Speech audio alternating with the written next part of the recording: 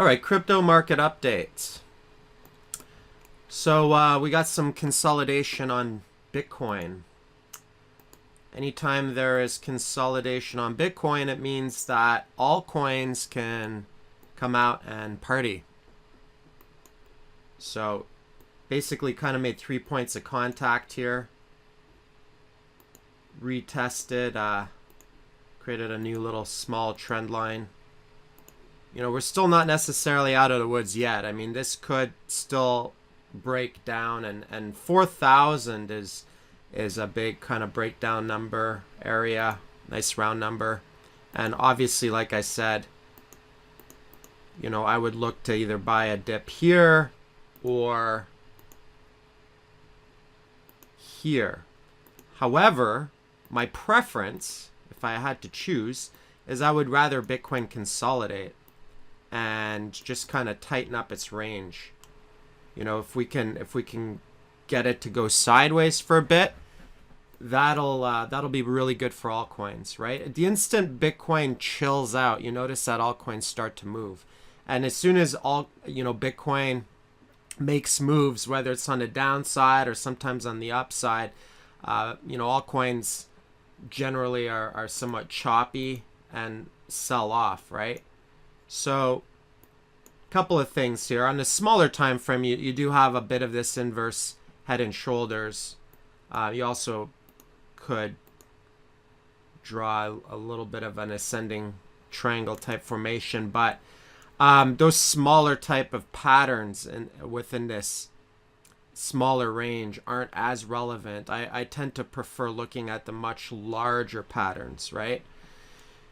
So at this point, again, I'm fairly neutral on Bitcoin. I'm not bullish or bearish on it. I'm perfectly hedged to benefit from either scenario. And if we get more blood, then I'll look for a dip. Aside from that, we've been seeing some volume and momentum shifting back towards altcoins, right? If you look at the trending markets, gainers and losers, can see quite a few altcoins went green today, right? Top volume altcoins being OK Cash and Triggers. Vcash seems like it's making a move as well. Ones that I'm in, Edgeless made a move. I've got some Lunar, and First Blood has made a big move today, which is interesting. Let me just look at that. So I've been in First Blood for a while, and generally, look at that. This is like record-breaking volume for First Blood. Now, here's the thing, right? When I apply this specific strategy of buying cheap mid caps, I generally don't cut out at a loss with these. So the way that I manage risk is I position size.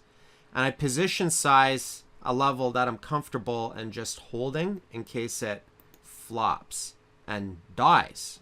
You know, even holding it down to zero. Right? And the reason why I do that, so you got this kind of descending wedge here on first. The reason why I do that is because the markets are dynamic, right? So you could be, I've been underwater on these kind of mid caps, and then next thing you know, I'm up like 5x, right?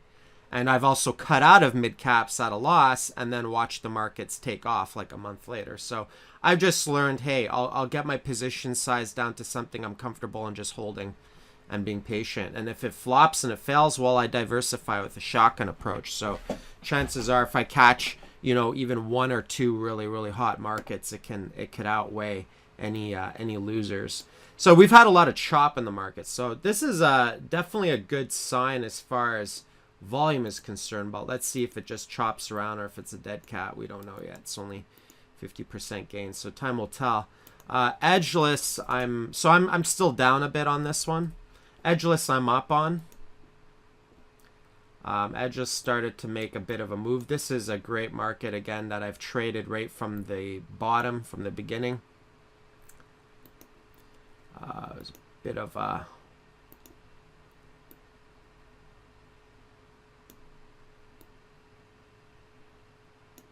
one could say there is a break from this descending trend line, right? A little bit of volume here. See if this picks up some momentum. It's possible. You see, it sold off a lot after the hack. There was basically multi-signature wallets that were hacked through the Ethereum parity client. So that led to, and they were one of them. Edge platform test end of the month. Okay, interesting. So there, I guess there's a little bit of FOMO in the market. So possibly some testing of their platforms, what someone's saying. So again, you know, I bought this. If I go all the way back to Liqui,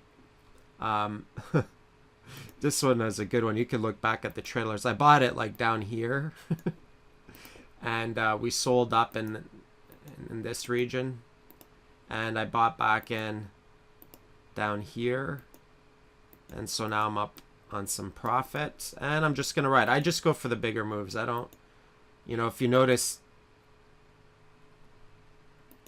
So kind of dipped down to close to the 78. But if you notice, the percentage gains that I was going for was, you know, it was kind of like a 3x, right? Even more if you include the USDT on that, even much higher.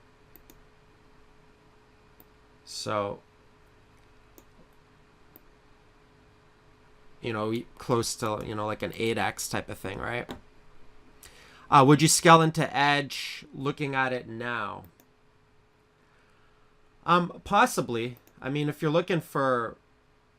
So it broke the descending trend line. The next kind of area I would say of resistance would maybe be this 50% fib retrace level. You can see it's hit a lot of resistance in through this area. Could also see a bit of resistance also, you know, general zone, obviously. So that would be another breakout point. So we don't know if markets are going to flop, if we're just going to get more chop, or if we're actually going to get some serious momentum. And obviously the all-time high breakout would be another breakout point, right?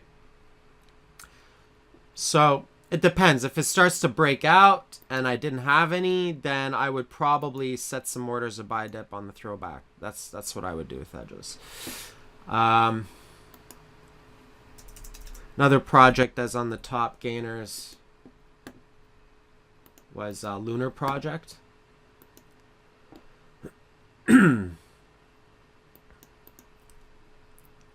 Little bit of kind of bit of a descending wedge. So you can see it had a breakout, and next zone would be if it broke the all-time highs. Definitely some nice volume here. Let's see. It's over 1 million, so close to 3 million in volume. It's a lower cap coin. 32, you know, mid cap. There's this other one, Trig. I'm not in Trig, but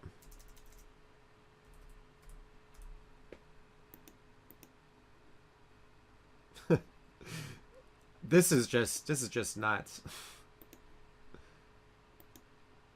You look at this, and from the bottom to the top, it went up 2,500%. Right now, it's right at 1,800.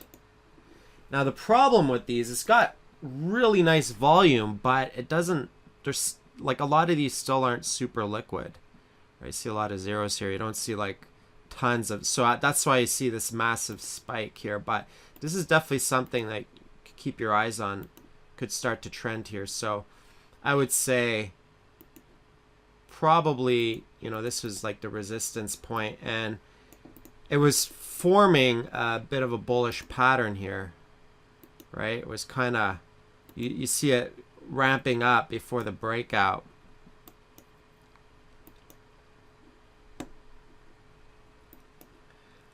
Little bit late past the breakout point, but if you keep your eyes on it, and let's say it has a throwback, you know, this throwback could actually be an interesting dip area if it retests prior resistance. But then let's say start to ramp up and create like a larger type of pattern, like an ascending or symmetrical triangle, then you know that it's and if the volume is still pretty good, then this could be something worth getting into. So this is definitely something you want to keep your eyes on in case it turns into a trending market. If I were to look at Trig, I'm not terribly familiar with this market, so just looking a little bit at the fundamentals. Okay, burn will be done.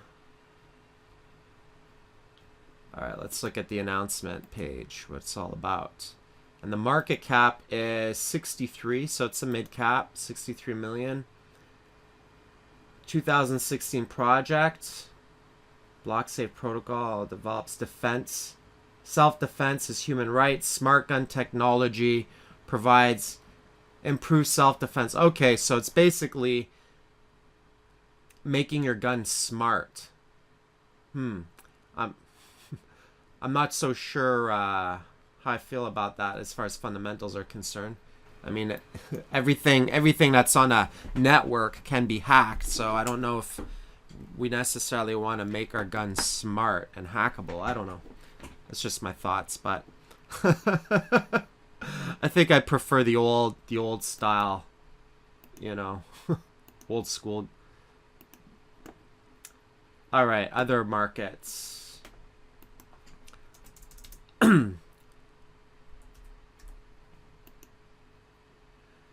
XCL. So this is one that I kind of found interesting. So I bought some, but we'll see if it does anything. Kind of started to ramp up. Had a little bit of a break of the line and a throwback here, so we'll see if it produces anything of merit.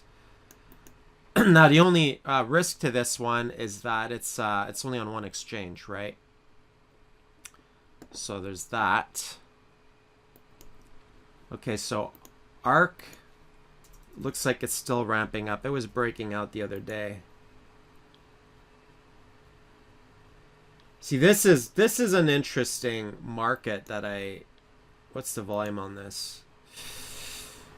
23 million, 24 million, right? So this is the kind of markets that I like as far as breakout plays are concerned, because you see it has life, right? It's been making multiple waves, whereas sometimes I get a little bit when I see like a one-off market getting pumped, a little bit more hesitant, right?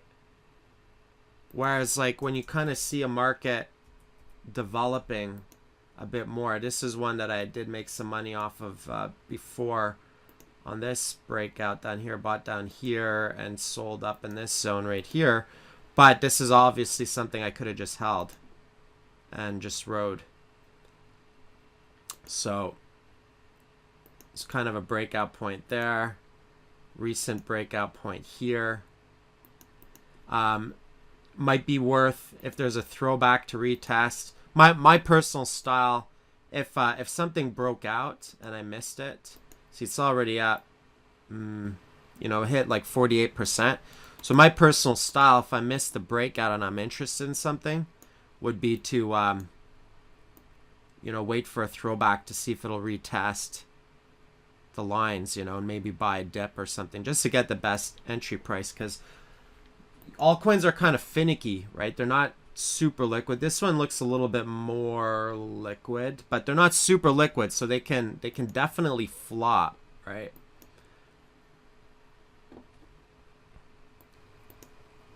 All right, looks like RLC's been getting a bit of volume and has made a move as well. That's another one that I'm in. Let's see what that's doing. Okay, still within a chop zone. Right, still kind of in that accumulation zone. I think if it were to break this zone right here, we could start to see some momentum, but you could definitely see some volume coming in. So again, a lot of these are newish projects, right?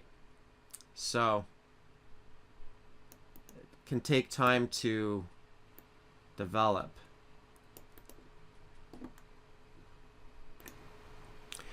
ETC is something that I'm still riding, that I bought down here.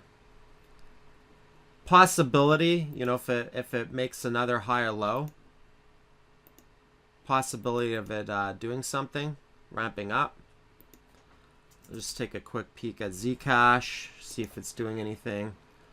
It almost looks identical to Ethereum Classic. So those are the higher ones. Ox, ZRX. This one was getting a little bit of attention yesterday. See if it's doing anything. Still a little bit of chop. Possible early reversal on this. Right. Was a Poloniex ad. Broke a immediate descending trend line. And produced a higher low. So let's see if this does anything. Obviously, I think a next kind of breakout point to see if it's going to trend, or it might start to pick up some momentum, is up here, right? But the thing is a lot of these markets are choppy, right? So what we've been seeing a lot, and I think a lot of this really has to do with Bitcoin. No, Ox is on Poloniex and Liqui.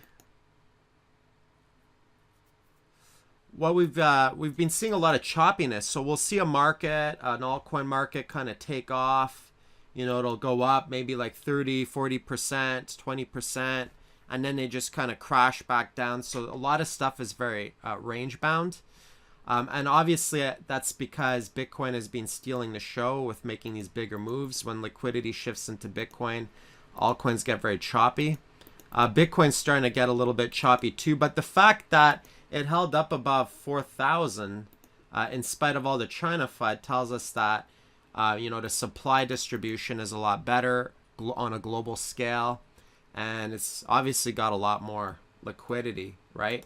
So again, if we can see some consolidation, if Bitcoin can just take a nap for a couple of weeks, I think a lot of these altcoins that are in the green will actually start to trend with momentum. But if Bitcoin were to dump again, like, you know, if Bitcoin were to dump tomorrow, then I bet you all those altcoins that are in the green will be in the red. You know, so it's just the way it is. And one thing I've noticed, just to polish this update off, is one thing I've noticed as far as my own self-analysis goes is that I've noticed that altcoins will tend to trend with momentum and have the biggest gains, usually a week or so at my peak of max boredom, right? The peak of the market where I feel somewhat bored, just like, oh, come on, let's get out of this chop. That point, usually it's a week or so after that we start to see some big trends popping off. And so that's generally why patience is required if you're playing the mid-cap accumulation game. So, all right, folks, so that pretty much sums up this update.